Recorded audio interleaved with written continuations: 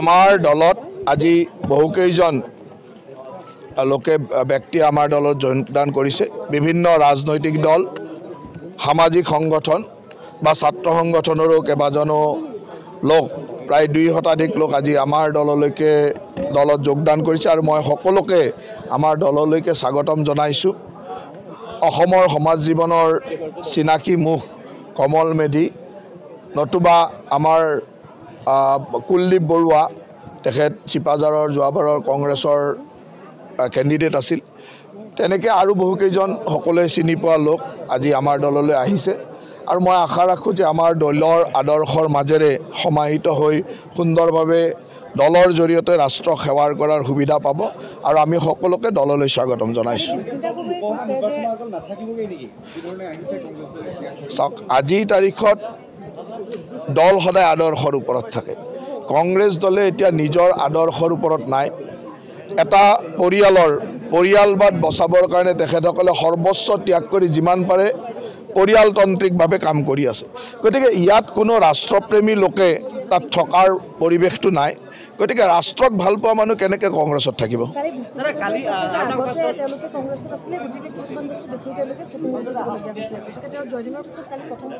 বাধ্যত পৰিহে তেওঁলোকে কংগ্ৰেছ দলটোৰ কথা কৈ আছে বা কংগ্ৰেছ দলটোৰ লগত আছে তেখেতে সুবিধা পালেই ভাৰতীয় জনতা পাৰ্টিলৈ আহিব বিচাৰে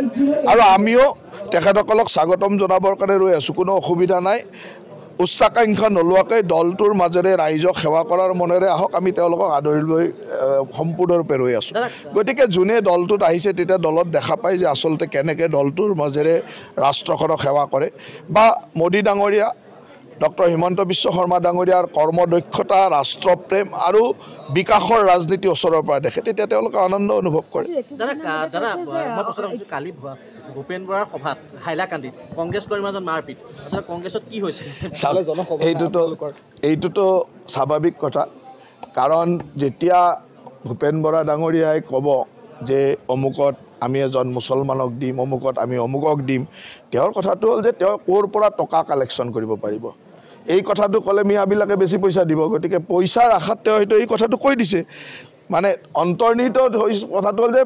টিকেটৰ নামত অলপ কালেকশ্যন উঠাব লাগে সেইটো কাৰণে চাগে মিয়াক টিকট দিম বুলি কৈ দিলে যাতে মিয়াসকল তেওঁৰ ওচৰত আহে কিন্তু কংগ্ৰেছত থকা কিছুমান মানুহটো আছে এতিয়াও যোনে এনেকুৱা ধৰণৰ কথাবিলাক হজম কৰিব নোৱাৰে তেতিয়া সেই কথাবিলাকক লৈ বিদ্ৰোহ হ'ব মাৰপিটো হ'ব আৰু কংগ্ৰেছত মাৰপিটটো কোনো নতুন বস্তু নহয় এটা পৰম্পৰাগতভাৱে চলি অহা কথা মাৰপিট চলি থাকিব আপোনালোকে সংবাদৰ এটা ধুনীয়া খোৰাক পাই থাকিব ভাল কথা নেদেখালেও মাৰপিট দেখাব পাৰিব কি বেয়া আছে নিউজটো বনিব নিউজে লাগে তেওঁলোকক উল্লেখ কৰিছে যে অহাবাৰ দিনে মানে ৰাহুল গান্ধী প্ৰধানমন্ত্ৰী হ'ব তেওঁ দাবী কৰিছে এতিয়াও তেওঁলোকৰ কনফিডেন্স লেভেল কিন্তু চাওক ৰাহুল গান্ধীক যিদিনাখনৰ পৰাই ৰাজনীতিত আনি লঞ্চ কৰিছে তেতিয়াৰ পৰা আজিলৈকে মোটামুটি মই জনাতে 12-13 বাৰমান লঞ্চিং কৰিলে বাৰে বাৰে নতুনকৈ লঞ্চ কৰে একবাৰ নতুনকৈ সজাই পৰাই দিয়ে একবাৰ অমুক কৰে একবাৰ যাত্ৰা কৰে এনেকৈ লঞ্চ কৰি আছে আৰু প্ৰতিবাৰে সেই একে কথাই কৈ আছে আৰু ৰাহুল গান্ধী বা গান্ধী পৰিয়ালৰ যিবিলাক অন্ধ সমৰ্থক সিহঁতে এইবিলাক কথা কৈয়ে থাকিব আজি ৰাহুল গান্ধীৰ কথা কৈছে যেতিয়া ৰাহুল গান্ধী একেবাৰে নচলা হৈ যাব সিদিনাখন প্ৰিয়ংকাৰ পুতেকটোৰ নাম কি ৰেহান গান্ধী নে কি ৰেহান তাৰ কথা ক'ব এনেকৈ কৈ থাকিব গান্ধী পৰিয়ালৰ এচাম তেনেকুৱা চামচা ভাৰতবৰ্ষত আছে এইটো কৈ থাকিব তাক লৈ আৰু কি গুৰুত্ব দিব লগা আছে কংগ্ৰেছৰ যিটো এলায়েন্স কৰিছিলে এলায়েন্সটো লাহে নাইকিয়া হৈছে কি হ'বগৈ বুলি ভাবে আচলতে কংগ্ৰেছৰ এলায়েন্স নহয় এইটো আছিল যে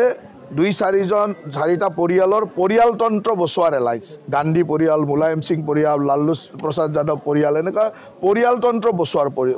এলায়েন্স গতিকে পৰিয়ালকেইটা বাচি থাকিলে সিহঁতৰ বাকী কথা একো নাই আৰু পৰিয়াল বচাবৰ কাৰণে কৰা এলায়েন্স এটাত বেলেগ মানুহ কিয় থাকিব নাথাকাটো স্বাভাৱিক যিয়ে নকওক পৰিয়াল বচোৱা এলায়েন্সত কেনেকৈ চব থাকিব লাহে লাহে আঁতৰি যাব তেওঁ কাৰণ তেওঁলোকৰ প্ৰাধান্যতে পৰিয়াল বচোৱা চলি থাকিব যোগদান চলি থাকিব 9 ফেব্ৰুৱাৰীত আৰু নতুন নতুন ভাল মুখ কেইখনমান দেখিব মই নাম কাৰো নাজানো কিন্তু যোগদান কৰি থাকিব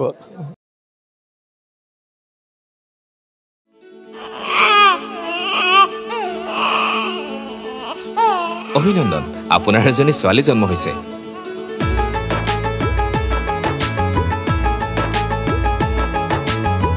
লাহি পাহিয়ে